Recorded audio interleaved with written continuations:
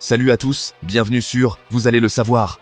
Ouais, vous avez bien entendu, on va parler d'histoire aujourd'hui. Enfin, pas l'histoire chiante qu'on vous a apprise à l'école, avec des dates et des noms impossibles à retenir. Non, aujourd'hui, on part à la chasse aux mystères, aux légendes, aux trucs bizarres que l'histoire officielle essaie d'oublier. Pyramides englouties, cités oubliées, technologies cheloues, qui n'auraient jamais dû exister. Franchement, quand on y pense, l'histoire c'est un peu un film de science-fiction, non ? Dans cette vidéo, je vous emmène explorer 5 secrets incroyables sur ces mondes disparus. Et croyez-moi, vous allez halluciner. Restez bien jusqu'à la fin, parce que la dernière découverte, elle va vous retourner le cerveau. C'est parti.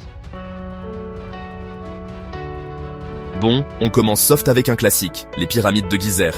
Tout le monde connaît, tout le monde s'est déjà demandé comment ils ont fait pour construire ça avec des bouts de ficelle et des cuillères en bois. Mais là n'est pas la question. Ce qui est dingue avec les pyramides de Gizeh, c'est leur alignement. Non, je parle pas d'un truc à peu près droit, genre ils étaient doués pour l'époque.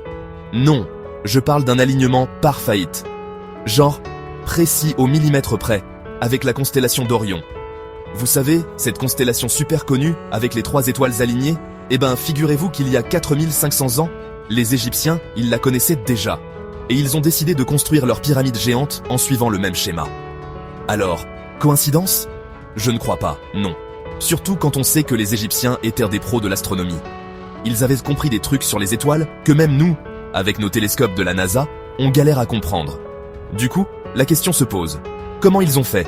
Ils avaient des extraterrestres qui leur filaient un coup de main, des pouvoirs magiques, des outils surpuissants, on sait pas. Mais une chose est sûre, les pyramides de Gizeh, c'est pas juste des tas de cailloux, c'est un message du passé. Un message qu'on n'arrive pas encore à décoder. Accrochez-vous bien, parce qu'on passe au niveau supérieur dans le mystère. On parle maintenant de Piri Reis, un amiral ottoman qui, en 1513, a dessiné une carte du monde. Jusque-là, rien de fou.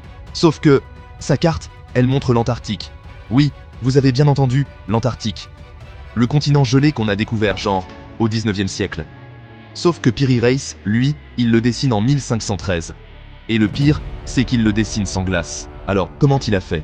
Il avait une boule de cristal, il voyageait dans le temps, eh bien non. Piri Reis, il a utilisé des cartes plus anciennes, des cartes qui dataient de l'Antiquité, voire avant. Du coup, ça veut dire qu'il y a des milliers d'années, une civilisation inconnue aurait exploré l'Antarctique. Et pas seulement exploré, cartographié, avec une précision incroyable. Alors, qui étaient ces explorateurs de l'extrême ? Des Atlantes, des extraterrestres, des voyageurs du temps ? Mystère. Mais une chose est sûre, la carte de Piri Reis, elle remet en question tout ce qu'on pensait savoir sur l'histoire. Chapter 3. Les crânes de cristal mayas. Technologie alien ? On part maintenant en Amérique centrale, à la rencontre des Mayas. Cette civilisation, elle aussi, elle a son lot de mystères. Et parmi eux, il y a les crânes de cristal. Ces objets, on les a retrouvés un peu partout sur les sites archéologiques mayas. Et le truc, c'est qu'ils sont pas juste jolis. Ils sont taillés avec une précision hallucinante. Genre, impossible à faire avec les outils de l'époque. On parle de surfaces parfaitement lisses, d'angles droits impeccables, de détails microscopiques, bref, on dirait qu'ils ont été faits au laser. Sauf que les Mayas, les lasers, ils connaissaient pas trop. Alors, comment ils ont fait ? Certains chercheurs pensent qu'ils utilisèrent des techniques de polissage ultra avancées avec du sable et de l'eau. Ouais, ça paraît un peu léger, non ? D'autres y voient la preuve d'une technologie inconnue, une technologie qui aurait été transmise aux Mayas par des extraterrestres, bien sûr. Bon, on n'a pas la réponse, mais ce qui est sûr, c'est que les crânes de cristal mayas, ils sont la preuve que cette civilisation, elle était bien plus avancée qu'on ne le pense. Chapter 4. Göbekli Tepe, le temple qui réécrit l'histoire. Direction la Turquie maintenant, avec un site archéologique qui a mis le feu aux poudres chez les historiens, Göbekli Tepe.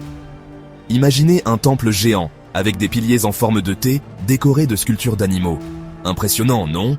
Sauf que ce temple, il a été construit il y a 12 000 ans. Oui, vous avez bien entendu, 12 000 ans. C'est plus vieux que les pyramides, plus vieux que Stonehenge, plus vieux que tout ce qu'on connaissait jusqu'à présent. Le problème, c'est qu'à l'époque, on pensait que les humains, c'était juste des chasseurs-cueilleurs un peu débiles qui passaient de leur temps à courir après les mammouths. Alors, comment ils ont fait pour construire un truc aussi complexe ? Qui étaient ces architectes de génie ? Mystère et boule de gomme. Göbekli Tepe, c'est la preuve que notre histoire est loin d'être écrite, et que des civilisations avancées ont pu exister bien avant ce qu'on imaginait. Chapter 5. Les lignes de Nazca. Un message pour les dieux? On termine notre voyage au Pérou avec un mystère qui défie l'entendement. Les lignes de Nazca. Imaginez un désert aride, et sur ce désert, des lignes tracées au sol. Jusque-là, rien de fou. Sauf que ces lignes, elles forment des dessins géants. Des animaux, des plantes, des figures géométriques. On en compte des centaines, et certaines font plusieurs kilomètres de long. Le truc, c'est que ces dessins, on ne peut les voir que du ciel. Alors, à quoi ils servaient? Mystère. Certains pensent que c'était des pistes d'atterrissage pour des vaisseaux spatiaux. Oui, vous avez bien entendu, des vaisseaux spatiaux. Bon, ça paraît un peu tiré par les cheveux, j'avoue. D'autres y voient des calendriers astronomiques, des lieux de culte, ou encore des messages destinés aux dieux. Bref, on a le choix. Ce qui est sûr, c'est que les lignes de Nazca, elles témoignent d'une civilisation créative, organisée et capable de réaliser des prouesses techniques incroyables. Outre le plus grand mystère, c'est nous. Et voilà, c'est la fin de notre voyage au cœur des civilisations perdues. Alors, verdict? On est d'accord, l'histoire, c'est pas aussi chiant qu'on le pensait, hein? Mais le plus grand mystère, finalement, c'est peut-être nous. Comment on explique notre propre existence? Qu'est-ce qu'on va laisser derrière nous? Des pyramides? Des lignes bizarres dans le désert? À nous d'écrire notre propre histoire, les amis, et de laisser une trace qui intrigue les générations futures. N'hésitez pas à me dire en commentaire ce que vous pensez de ces mystères. Vous croyez à une civilisation super avancée? Vous avez des théories folles? Je veux tout savoir. Et si cette vidéo vous a plu, un petit pouce bleu, ça fait toujours plaisir. Allez, ciao!